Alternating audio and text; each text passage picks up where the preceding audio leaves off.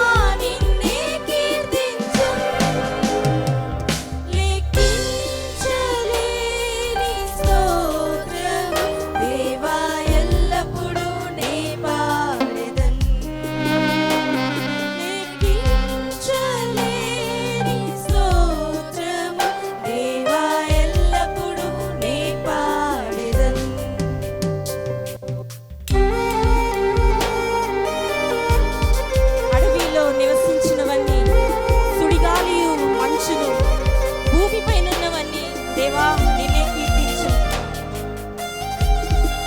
మనస్ఫూర్తిగా యేసయ్యకి స్తుతులు చెల్లిద్దామా? ఈ తెలిసిన పాటతో యేసయ్య నామమును మహిమ పలుకుదామా?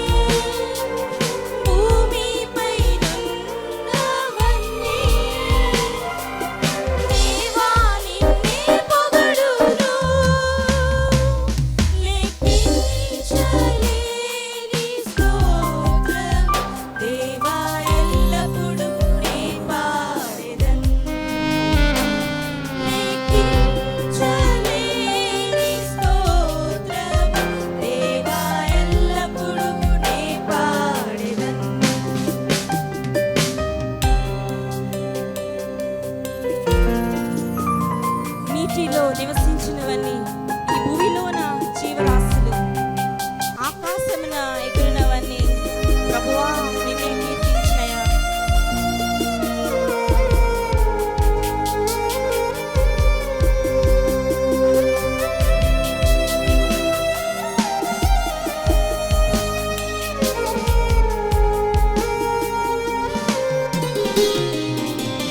నీటిలో నివసించునవాడు ఈ భూమిలోన జీవరాశులు,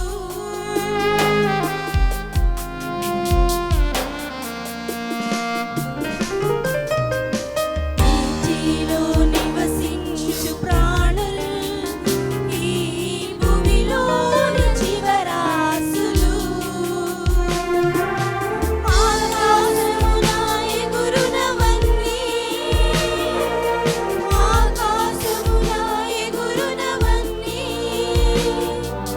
ప్రభువా నిన్నే కీర్తించు.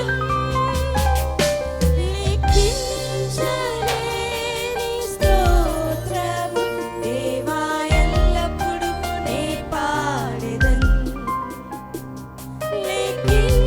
లెక్కించలేని స్తోత్రము దేవా ఎల్లప్పుడూ నే పాడెదన్. దేవా ఎల్లప్పుడూ నే పాడెదన్. దేవా ఎల్లప్పుడూ నే పాడెదన్. హల్లెలూయా, హల్లెలూయా. మనం చూడబోయే ప్యాసేజ్ అపోస్తలుల కార్యములు 20వ అధ్యాయము 18వ వచనం నుండి 38వ వచనం వరకు చాలా క్లుప్తంగా మనం చూడబోతున్నాం. పౌలు గుండె చప్పుడు సువార్త. పౌలు ఎప్పుడు సువార్త సువార్త సువార్త, తన ప్రాణం నిండా, తన మనసు నిండా సువార్త సువార్త సువార్త. పౌలు అక్కడ ఉన్న ఎఫెసీ నాయకుల్ని పిలిచి అంటున్నాడు, మీరందరూ కూడా ఈ సువార్త పనిలో పాలుభాగస్తులు కండి. యేసు ప్రభువుని తెలుసుకోవడం మాత్రమే కాదు, రక్షణ పొందటం మాత్రమే కాదు, మీ సంఘాల్లో మాత్రమే ఉండటం కాదు, మీరందరూ కూడా ఈ సువార్త పనిలో పాలుభాగస్తులు కావాలని వారిని ఉద్దేశించి దగ్గరికి పిలిచి విషయాలు చెప్తున్నాడు. రక్షణ పొందాం, దేవుని తెలుసుకున్నాం, మన సంఘాలకు వెళ్తున్నాం, కానీ దేవుని కోసం మనం ఏం చేస్తున్నాం? 2022 సంవత్సరాలు అయిపోయింది, ఆయన పరలోక రాజ్యానికి వెళ్ళాడు, ఆయన అతి త్వరలో రాబోతున్నాడనే విషయం చాలాసార్లు మనం వింటున్నాం. What are we doing for the expansion of God's kingdom? దేవుని యొక్క రాజ్య వ్యాప్తి నిమిత్తం మనం ఏం చేస్తున్నాం? మనం రక్షణ పొంది దేవుని తెలుసుకుంటే సరిపోతుందా? దేవుడు మనతో మాట్లాడాలని ఆశపడుతున్నాడు. నేను ఎన్నడూ ఊహించలేదు, చాలా సిగ్గుపడేవాడిని స్టేజ్ మీదకి రావాలంటే. వెనకాల అరేంజ్మెంట్స్ చేసేవాడిని, భోజనాలు వడ్డించేవాడిని, అన్నీ చేసేవాడిని, ఎన్నడూ స్టేజ్ మీదకి రాలేదు. దేవునికి నా పట్ల ఒక ఉద్దేశం ఉంది. దేవుడు నన్ను రక్షించుకున్నాడు, నన్ను పిలుచుకున్నాడు, ఉన్నతమైన చదువుల్ని దేవుడిచ్చాడు, వేదాంత విద్యనిచ్చాడు, అన్నిటికంటే మించిన గొప్ప సువార్త సేవను దేవుడు నాకు అప్పగించాడు. దేవుడు ఎప్పుడు గొప్ప వారిని ఎక్కడ బైబిల్లో వాడుకోలేదు.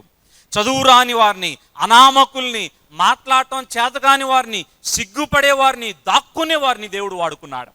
ఈ రాత్రి YFJ 11th యానివర్సరీలో ఉన్న మీ అందరితో దేవుడు మాట్లాడుతున్నాడు. దేవుడు మిమ్ములను మీ సంఘంలో వాడుకుంటాడు. దేవుడు మిమ్ములను మీ పరిధిలో దేవుడు వాడుకుంటాడు. ఎంప్లాయీగా, లేకపోతే స్టూడెంట్గా, ఒక చర్చ్ లీడర్గా, ఎక్కడ ఉంటే అక్కడ దేవుని కోసం వాడబడాలి. దేవుడు అన్నీ ఇచ్చాడు కదా, దేవుడు మంచి జాబ్స్ ఇచ్చాడు, మంచి స్టడీస్ ఇచ్చాడు, దేవుడు ఎంతగానో ఆశీర్వదించాడు. ఆయన కోసం మనం ఏం చేస్తున్నాం? YFJ 11th anniversary is throwing a question to you, is posing A question to you. దేవుడు మీతోనే మాట్లాడుతున్న విషయాన్ని జ్ఞాపకం చేసుకోవాలి.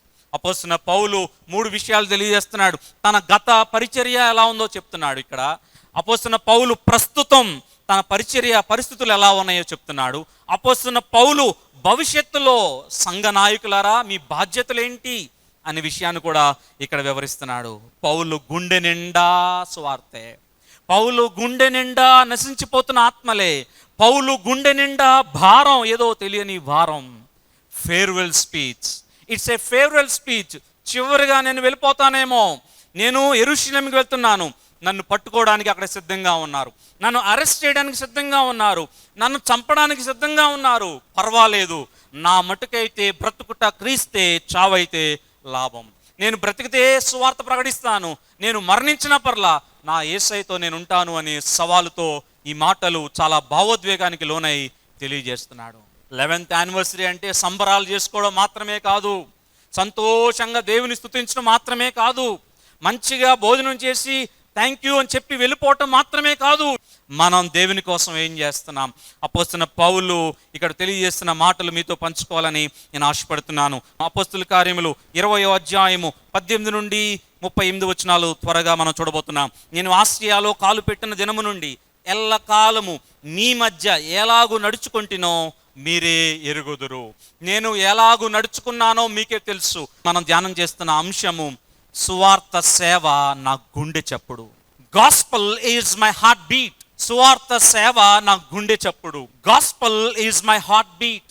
నా గుండె చప్పుడు ఏంటంటే సువార్త అనే విషయాన్ని ఇక్కడ ప్రాముఖ్యంగా తెలియజేస్తున్నాడు.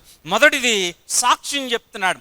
నా సాక్ష్యం ఇలాంటిది, నేను ముందుగా యేసు కొరకు నేను జీవించాను, మిమ్ములను కూడా జీవించాలి అని నేను కోరుకుంటున్నాను. ఇక్కడ అంటున్నాడు, ఆసియాలో కాలు పెట్టిన దినము నుండి ఎలాగూ నడుచుకుంటున్నో మీరే ఎరుగుదురు. సేవలో, ముఖ్యంగా సువార్త సేవలో క్రైస్తవునికి, విశ్వాసికి ఉండాల్సిన లక్షణం ఏంటంటే సాక్ష్యము, టెస్టిమనీ, క్యారెక్టర్. ఇక్కడ అపోస్తలుడైన పౌలు ఒక ఓపెన్ ఛాలెంజ్ విసురుతున్నాడు, చాలా సవాలుగా మాట్లాడుతున్నాడు. ఏమన్నాడంటే, my life is an example, my life is a living example, my life is an open book. మీ అందరికీ నా జీవితాన్ని ఒక సాక్ష్యంగా పంచుకుంటున్నాను. నేను ఇప్పటి వరకు ఎలా నడుచుకున్నానో మీరు చూశారు. 3 సంవత్సరాలు చదవండి బ్యాక్గ్రౌండ్, తర్వాత ఇంటికి వెళ్ళిన తర్వాత 19వ అధ్యాయంలో చెప్తాడు, 3 సంవత్సరాలు ఎఫెస్సు పట్టణంలో ఉన్నాను. మీరు విగ్రహారాధనలో ఉంటే మీకోసం ఏడ్చాను నేను. మీకోసం కష్టపడి సువార్త ప్రకటించాను. విగ్రహారాధికులైన మీరు యేసు ప్రభుని తెలుసుకోవడానికి కారణం నా చెమట, నా కష్టం, నా సాక్ష్యం. మీ ముందు ఒక ఎగ్జాంపుల్గా నేను జీవించాను. నాలో మచ్చలేదు, ఆ రీతిగా నేను జీవించాను. ఈ ప్రత్యేకమైన సమయంలో YFJ 11th యానివర్సరీలో ఇతరులకు సువార్త ప్రకటించాలి అంటే ముందు మనం ఎగ్జాంపులరీగా ఉండాలి. అందుకే అంటాడు, మిమ్ములను బట్టే కదా నా నామము అన్యజనులలో దూషింపబడుతుంది. ఈ రోజున YFJ 11th యానివర్సరీకి వచ్చిన మనము ఒక సవాలుగా తీసుకుందాం. మన జీవితాలు నిప్పులాగా ఉండాలి, మన జీవితాలు క్రీస్తుని చూపించేవిగా ఉండాలి, మన జీవితాలు క్రీస్తు వైపు ఆకర్షించేవిగా ఉండాలి అనే విషయాన్ని జ్ఞాపకం చేస్తున్నాను. 19వ వచనంలో అంటున్నాడు చూడండి, యూదుల కుట్రల వలన నాకు శోధనలు సంభవించినను కన్నీళ్లు విడుచుచు పూర్ణమైన వినయ భావముతో నేను ఎలాగున ప్రభువును సేవించుంటునో మీకే తెలియను. రిపీటెడ్గా ఒక వర్డ్ వస్తుందంటే బైబిల్లో it has a great importance. Attack is within the circle. Paul యూదుడైన పౌలుని కూడా కుట్రలు పన్ని శోధనలు సంభవించినాయి. ఇక్కడ ట్రాన్స్లేషన్లో సరిగ్గా రాలలో ఎన్నో సఫరింగ్స్, ఎన్నో శ్రమలు నేను వచ్చాను.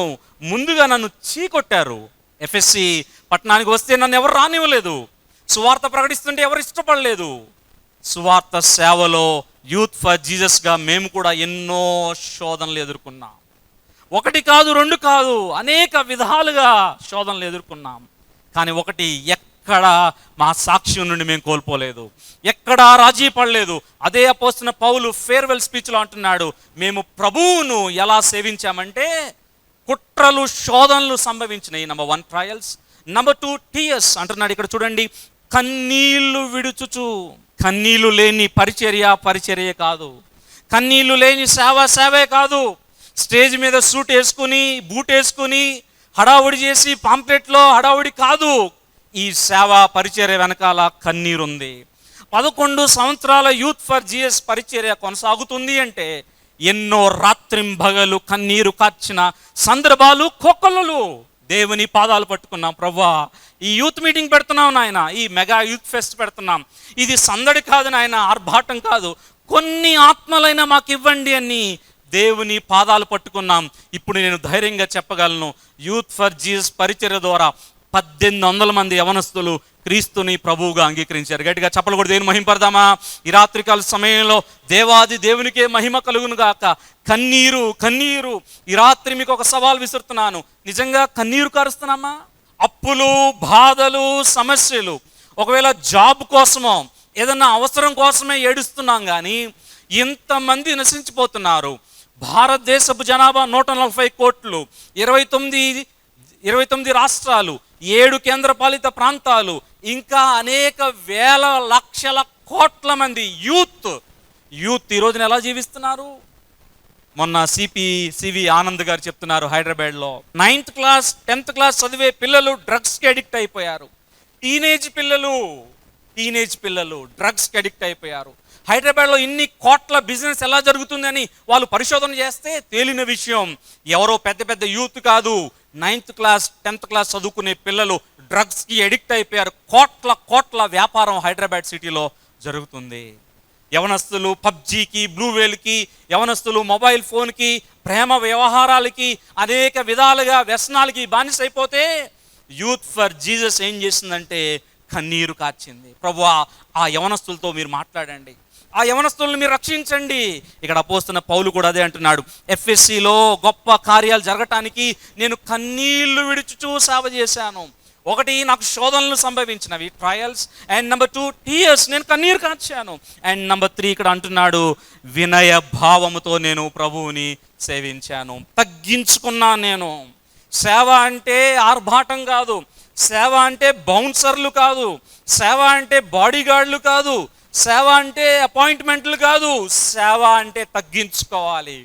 సేవ అంటే అందరికీ అప్రోచబుల్గా ఉండాలి. సేవ అంటే అందరికీ కలివిడిగా ఉండాలి.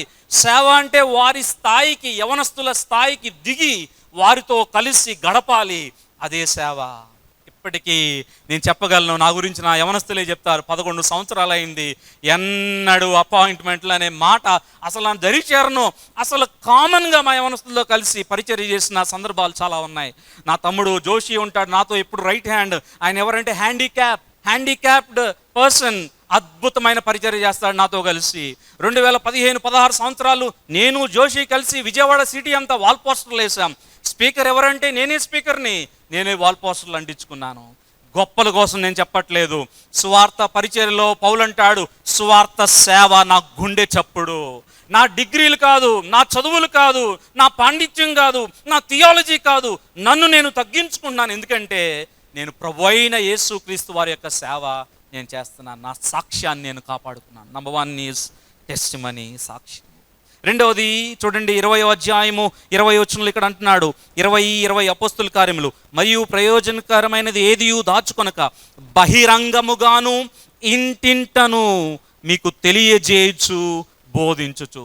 మొదటిదేమో సాక్ష్యము, రెండవదేమో సువార్త, gospel gospel gospel. Gospel is my heart beat అని మన అంశం ధ్యానం చేస్తున్నాం. సువార్త నా గుండె చప్పుడు. ఇక్కడ అంటున్నాడు, బహిరంగముగాను ఇంటింటను నేను బోధించాను. ప్రియ యూత్ ఫర్ జీసస్ యవన బిడ్డలారా, తల్లిదండ్రులారా, మన కర్తవ్యం చివరి దినాల్లో, కడవరి దినాల్లో ఉన్నాం. కోవిడ్ మనకు అనేక పాఠాలు నేర్పించింది. First wave, second wave, third wave, fourth wave అయిపోయింది. అయినా ఇక్కడ కూర్చున్నాము దేవుని సన్నిధిలో అంటే is just by the grace of God. మనం ఏదో గొప్పవారు అని కాదు, మనకంటే వెళ్ళిపోయిన వారు, మనకంటే తక్కువ వారు అని కాదు. కేవలం దేవుడు తన కృప చేత మనల్ని బ్రతికించాడు. ఎందుకు? తిని తాగి సుఖించి సంపాదించమనా? లేదు, అది ఆటోమేటిక్గా జరుగుతుంది. దానికంటే ప్రాముఖ్యమైనది రక్షింపబడిన మీరు క్రీస్తు స్వార్థ ప్రకటించే సాధనాలుగా ఉండాలి. Praise the Lord. బహిరంగముగాను ఇంటింటను పబ్లిక్ మినిస్ట్రీ చేశాను. నేను అనేక ప్రాంతాలకు వెళ్ళాను. ఎఫ్ఎస్సి, గలతీ, తెస్సలోనిక, కొరింథీ మొదలగు ప్రాంతాలకు వెళ్ళి సువార్త ప్రకటించాను. సవాలుగా తీసుకున్నాను. అట్ ద సేమ్ టైం ఇంటింటను సువార్త ప్రకటించాను. ఈ రోజుల్లో ఎక్కువగా యేసు ప్రభుని ఎలా తెలుసుకున్నారంటే ప్రైవేట్ మినిస్ట్రీ, పర్సనల్ ఇవాంజలిజం. రక్షింపబడిన యవనస్తులారా, మీరు ఎవరితో అయినా యేసే గురించి చెప్తున్నారా? Famous American evangelist DL moody గారు, బిలీ గ్రహం గారు కంటే ముందుగా సేవా పరిచయం చేసిన DL moody is a great evangelist. ఆయన ఒక మాట అన్నారు, ప్రతిరోజు ఇద్దరికి సువార్త చెప్పకుండా నేను నిద్రపోను. ప్రతిరోజు ఇద్దరికి వ్యక్తిగతంగా సువార్త చెప్పకుండా నేను నిద్రపోను. ఏది ఆ పౌరుషం ఈ రోజుల్లో? ఒక్కరికైనా, వారానికి ఒక్కరికైనా యేసే గురించి మనం చెప్తున్నామా? యూత్ ఫర్ జీసస్ ఇంత స్లోగా వెళ్ళటానికి గల కారణం ఏంటంటే రక్షింపబడిన యవనస్తులు ఇతరులకి ఈ సువార్తను, ఈ టార్చ్ని తీసుకువెళ్ళట్లేదు. మనం రక్షణ పొందాం, మనం జాబ్స్ పొందుకున్నాం, మనం హ్యాపీగా ఉన్నాం, మనం ప్రైజింగ్ పాయింట్స్లో ఉన్నాం అనుకుంటున్నామేమో. మనం నిజమైన దేవుని పని ఎప్పుడంటే ఇతరులకి సువార్త ప్రకటించినప్పుడు. అంటున్నాడు, బహిరంగంగా ప్రకటించాను, ఇంటింటను ప్రకటించాను. ఏం ప్రకటించాడు? అందరూ హ్యాపీగా ఉండండి, యేసు ప్రభుని నమ్ముకోండి, మీకు ఆశీర్వాదాలు వస్తాయనా? ఏమి ప్రకటించాడు అంటే సువార్తను ప్రకటించాడు. ఏమి ప్రకటించాడు అంటే మారు మనసు పొందండి అని ప్రకటించాడు. ఏమి ప్రకటించాడంటే యేసు క్రీస్తునందు విశ్వాసం ఉంచండి అని ప్రకటించాడు. మా ultimate goal is soul winning. అందుకే యూత్ ఫర్ జీసస్కి ట్యాగ్ లైన్ ఇక్కడ వేయలేదు, కానీ winning young souls for Christ. యవన పరిచర్య ఎందుకు ప్రారంభించామంటే హంగు ఆర్భాటాలు లక్షలు వెనకేసుకోవడానికి కాదు, లక్షల ఆత్మలు యేసే కొరకు సంపాదించాలని. గట్టిగా చప్పలు కూడా దేని మహింపడదామా? ఈ రాత్రికాల సమయంలో యూత్ ఫర్ జీసస్ 11th యానివర్సరీలో దేవుడు మిమ్ములను కూడా వాడుకోవడానికి సిద్ధంగా ఉన్నాడు. నేను కన్నీళ్లు విడిచాను, నేను కుట్రలు శోధనలు నాకు సంభవించినవి. అంత మాత్రమే కాదు, నేను వినయభావంతో దేవుని సేవించాను. అంత మాత్రమే కాదు, నేను స్వార్థ ఎలా చేశానంటే పబ్లిక్గా చేశాను, ప్రైవేట్గా చేశాను. Personal evangelism. పెద్ద ఇట్లా నాకులా గట్టిగా అరవసరం లేదు, పెద్ద ప్రసంగాలు అవసరంలా, పెద్ద థియాలజీ అవసరంలా. ఒక మీ ఫ్రెండ్ దగ్గరికి వెళ్ళి ఏదో విధంగా ఒక అకేషన్ తీసుకుని యేసయ్య సువార్త చెప్తే తప్పకుండా నిన్ను బట్టి ఒక ఆత్మ నరకం నుండి పరలోకం చేర్చబడుతుంది. అంతకంటే ఏం కావాలి? గట్టిగా చప్పలు కూడా దేవుని మహింపడదామా? ఈ రాత్రి మిమ్మల్ని ద్వారా, మీ ద్వారా దేవుడు కార్యాలు చేస్తాడు. అపోస్తలుడైన పౌలు భావోద్వేగానికి లోనవుతూ ఈ మాటలు తెలియజేస్తున్నాడు. నాకు కూడా అదే భావోద్వేగం. అంటున్నాడు, యూదులకును గ్రీసు దేశస్తులకును, యూదులకి చెప్పాను, గ్రీసు వాళ్ళంటే అన్యజనులు, జెంటైల్స్, వారికి కూడా సువార్తను నేను ప్రకటించాను. ఒక తల్లిదండ్రులకి కుమారుడు పుట్టాడు. ఆయన స్కాట్లాండ్ వ్యక్తి, ఆయన పేరు ఎరిక్ లిడల్. యవనస్తుడు స్పోర్ట్స్లో అద్భుతంగా రాణిస్తున్నాడు, అథ్లీట్స్లో మెడల్స్ కొట్టేశాడు, 200 400 మీటర్లలో గోల్డ్ మెడల్ సాధించాడు. అటువంటి ఎరిక్ లిడెల్కి చాలా ఫ్యూచర్ ఉంది. ఒలింపిక్స్లో 1924 ప్యారిస్ ఒలింపిక్స్లో మెడల్ సాధించాడు. జాబ్ అనేది ఈజీగా వచ్చేస్తుంది. అటువంటి ఎరిక్ లిడెల్ దేవుడు మాట్లాడినప్పుడు ఒక నిర్ణయం తీసుకున్నాడు, నేను చైనాకి సువార్తను తీసుకువెళ్ళాలి. గట్టిగా చెప్పలు కూడా దేని మహిమపడదామా? నేను స్పోర్ట్స్లో రాణించడం మాత్రమే కాదు, నేను జాబ్ సంపాదించడం కాదు, దేవుడు నన్ను పిలుచుకున్నాడు ఇంకా పెద్ద పని. అదేంటంటే చైనా కమ్యూనిస్ట్ దేశానికి, సువార్త లేని ప్రాంతానికి వెళ్ళి యేసయ్య గురించి నేను చాటించాలి అని చెప్పి ఆ కమ్యూనిస్ట్ దేశానికి వెళ్ళి సువార్తను ప్రకటించాడు. తక్కువ సమయం ప్రకటించాడు, తక్కువ సమయంలోనే పరలోకానికి వెళ్ళిపోయాడు. దేవుడు కొంతమందికి తక్కువ సమయం ఇస్తాడు, అద్భుతంగా వాడుకున్నాడు. ఎరిక్ లిడెల్ ద్వారా చైనాలో గొప్ప సంచలనం, మార్పు, ఉజ్జీవం, సువార్త జ్వాల రగిలింది చైనాలో. కారణం చిన్న కుర్రోడు, వేదాంత విద్య లేదు, చదువు పెద్దగా లేదు, ఒక చిన్న కుర్రోడు దేవుని మాటకు లోబడ్డాడు. యవనస్తుని ద్వారా గొప్ప కార్యాలు జరిగినవి. రెండవదిగా మనం ఏం చూస్తున్నామంటే సువార్త. 23వ వచనం 24వ వచనం మనం చూద్దాం. మూడవది, నంబర్ 1 ఈ సాక్ష్యం గురించి చెప్పాను, రెండవది సువార్త గురించి మీతో చెప్పాను, మూడవది ఇప్పుడు మాట్లాడుతున్నాను సమర్పణ. సేవలో, సువార్త సేవలో సమర్పణ is very important, commitment is very important అంటున్నాడు. చూడండి 23వ వచనం చూడండి, బంధకములను శ్రమలను నా కొరకు కాచుకొని ఉన్నవి. అబ్బా అబ్బా అబ్బా, you should understand with in the context. సందర్భాన్ని బట్టి అర్థం చేసుకుంటే పరిస్థితి ఏంటంటే, యెరూషలేముకి వెళ్తే ఎప్పుడు అరెస్ట్ చేద్దామా అని చూస్తున్నారు. త్రోయా నుండి యెరూషలేము వెళ్తున్నాడు, మనసంతా ఎఫెస్ మీద ఉంది. ఎఫెస్ మధ్యలో వస్తుంది, ఎఫెస్కి వెళ్ళటానికి కూడా టైం లేదు. మిలేతు అనేది ఓడరేవు 50 కిలోమీటర్ల దూరంలో ఉంటుంది. ఎఫెస్ నుంచి ఎల్డర్స్ని పిలిచి, సంఘ నాయకులను, కొంతమంది నాయకులను పిలిచి వారితో మాట్లాడుతున్నాడు. నేను యెరూషలేంకి వెళ్ళిపోతున్నాను, మళ్ళీ నాకు టైం దొరకదేమో, మళ్ళీ నేను మిమ్మల్ని చూడనేమో, ఒకటి చెప్తున్నాను, నా కొరకు బంధకములను శ్రమలను కాచుకొని ఉన్నవి. నా కొరకు ఏసీ రూమ్ కాదు, నా కొరకు రెడ్ కార్పెట్ కాదు, నా కొరకు బంధకములను శ్రమలను కాచుకొని ఉన్నవి. సువార్త సేవలో చిన్నవాడినైనా ఎంతో అనుభవాన్ని గడించడానికి, నేర్చుకోవడానికి దేవుడు సహాయం చేశాడు. ఎన్నో బంధకములు, శ్రమలు మా సేవా యాత్రలో మేము చూసాం. అపోస్తున్న పౌలు వలె నేను ఒకటే అనుకున్నాను, ప్రభువా, కమిట్మెంట్ మ్యాటర్స్ టు గాడ్. దేవునికి మన చదువు కాదు, దేవునికి మన అందం కాదు, దేవునికి మన హోదా కాదు, దేవునికి ఏమీ కాదు, దేవునికి ఒకటి అవసరం, our commitment. Are we really committed to serve the Lord? మనం ఉద్యోగాలన్నీ మానేసి, చదువులన్నీ మానేసి, బ్యాగ్ పట్టుకొని సువార్తని వెళ్ళాల్సర్లా. ఎక్కడ ఉద్యోగం చేసుకుంటే ఎక్కడ, ఎక్కడ జాబ్ చేసుకుంటే ఎక్కడ, ఎక్కడ స్టూడెంట్గా ఉంటే ఎక్కడ ఉంటే అక్కడ యేసే కోసం నువ్వు చేయాల్సింది సమర్పణతో దేవుని సువార్తను ప్రకటించాలి అంటున్నాడు. 24వ వచనం చూడండి, దేవుని కృపా సువార్తను గూర్చి అంటున్నాడు, దేవుని కృపా సువార్తను గూర్చి సాక్ష్యం ఇచ్చుట యందు నా పరుగు. అబ్బా అబ్బా, what are we running for? We are running for money, we are running for pleasures. ఇక్కడ అంటున్నాడు, నా పరుగు దేనికోసం? దేవుని కృపా సువార్తను గూర్చిన నా పరుగు. ఈ రోజుల్లో ఎలా పరిగెడుతున్నామండి? 2 గంటలు రండి థ్యాంక్స్ గివింగ్ అంటే చాలామంది మరి వచ్చారు, చాలా సంతోషం. ఈ రోజుల్లో ఎవ్రీవన్ ఈజ్ బిజీ. 1 గంట సేపు కేటాయించడం చాలా కష్టంగా ఉంది. పరిగెడుతున్నాం, ఇంకా సంపాదించాలి, ఇంకా ఫ్లాట్ కొనుక్కోవాలి, ఇంకా ప్లాట్స్ కొనుక్కోవాలి, ఇంకా బంగారం కొనుక్కోవాలి, ఇంకా ఇంకా ఇంకా. దేనికోసం పరిగెడుతున్నాడంటే అపోస్తున్న పౌలు, దేవుని కొరకు, దేవుని కృపా సువార్తను సాక్ష్యం ఇచ్చుట యందు నా పరుగు. పరిగెడుతున్నాం. అల్టిమేట్గా దిస్ వరల్డ్ ఇస్ టెంపరరీ. అల్టిమేట్గా పరలోక రాజ్యానికి మనం వెళ్ళాలి. అక్కడ దేవుడు ఎన్ని ఫ్లాట్లు కొన్నావు, ఎన్ని ఫ్లాట్లు ఉన్నాయి విజయవాడలో, ఎంత నీ ఉద్యోగం, 1,00,000, నెలకి 2 లక్షల, ఇవేమి అడగడు. నా కొరకు నువ్వు ఎన్ని ఆత్మలు సంపాదించావు. ఏం చెప్తాం సమాధానం? సిగ్గుతో తలదించుకోవాల్సిన పరిస్థితి ఏర్పడక ముందే ఇప్పుడే ఈ YFJ 11th యానివర్సరీ మిమ్మల్ని సవాల్ చేస్తుంది. మూడవది మనం చేయాల్సింది సమర్పణతో సేవలో ముందుకు వెళ్ళాలి అంటున్నాడు. నా పరుగు ఒకటే, ఆత్మలు రక్షించాలి. నా పరుగు ఒకటే, ఈ కొన్ని దినాలైన యేసే కోసం పరిగెత్తాలి. నా పరుగు ఒకటే, ఇంకా అనేక మందిని యేసే కొరకు నేను సంపాదించాలి అని పరిగెడుతున్నాడు. రెండవది ఇక్కడ అంటున్నాడు, రెండవది ఒకటేమో పరుగు, ఇంకోటి ఏం మాట్లాడుతున్నాడంటే నేను ప్రభు అయిన యేసు వలన పొందిన పరిచర్య. బా, ఈ రోజుల్లో జరుగుతున్నది అక్షరాల రివర్స్గా జరుగుతుంది. యూత్ ఫర్ జీసస్ అనే పరిచయం నేనే పాటివాడిని, డైరెక్టర్ అనే ఊరికే పేరుకి చెప్పుకోవడానికే. It's not me, the director is Lord Jesus Christ. He is leading me, he is directing me. ఇది నా పరిచర్య కాదు, జాన్ అన్న కాదు, హెప్సిబాక్క కాదు, ఇది ప్రభు అయిన యేసు వలన పొందిన పరిచర్య. ఇది నాకే ఆశ్చర్యం వేస్తుంది. లోయలా కాలేజీలో రాడికల్గా రెబల్గా తిరిగినవాడిని, నాతో మాట్లాడాలంటే భయపడే వాళ్ళు, యూత్ లీడర్గా ఉండేవాడిని, సెక్రటరీగా పనిచేశాను లోయలా కాలేజీలో. ఇలాంటి వాడిని, ఒక రౌడీయిజం చేసిన వాడిని నన్ను దేవుడు రక్షించుకోవడం ఏంటి? అదే లోయలా కాలేజ్ ఆడిటోరియంలో 1500 మంది యవనస్తులకి వాక్యం చెప్పడం ఏంటి?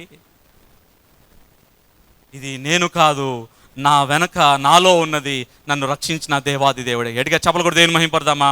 ఈ రాత్రికాల సమయంలో యూత్ ఫర్ జీసస్ అనేది నేను కాదు, ఇది ప్రభు అయిన యేసు వలన పొందిన పరిచర్యే. లేకపోతే 11 సంవత్సరాలు ఎట్లా? మీరు నమ్మరేమో, యానివర్సరీ పెట్టుకోవడానికి డబ్బులు ఉండే కాదు.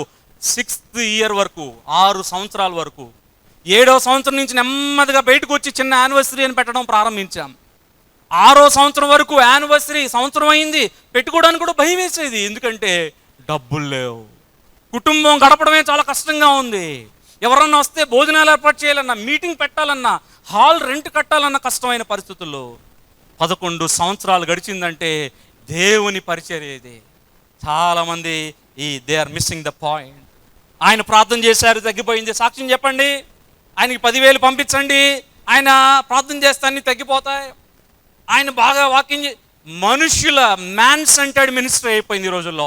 తస్మాత్ జాగ్రత్త, పరిచర్య మనుషులది కాదు, పరిచర్య దేవునిది మాత్రమే. ఇది అపోస్తలుడైన పౌలు అంటున్నాడు.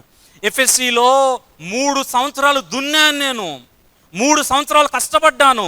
ఇలాంటి వారందరూ యేసు ప్రభుని తెలుసుకోవడానికి గల కారణం ఏంటంటే నేను కాదు, ఇది ప్రభు అయిన యేసు వలన పొందిన పరిచర్య. మమ్మల్ని సంప్రదించవలసిన మా address brother N John Vijay Kumar, youth for Jesus, ESI hospital road, Gunadala, Vijayawada. మా ఫోన్ నంబర్స్ 88555663, 9866033895. మా WhatsApp numbers 88555663, 9866033895. God bless you.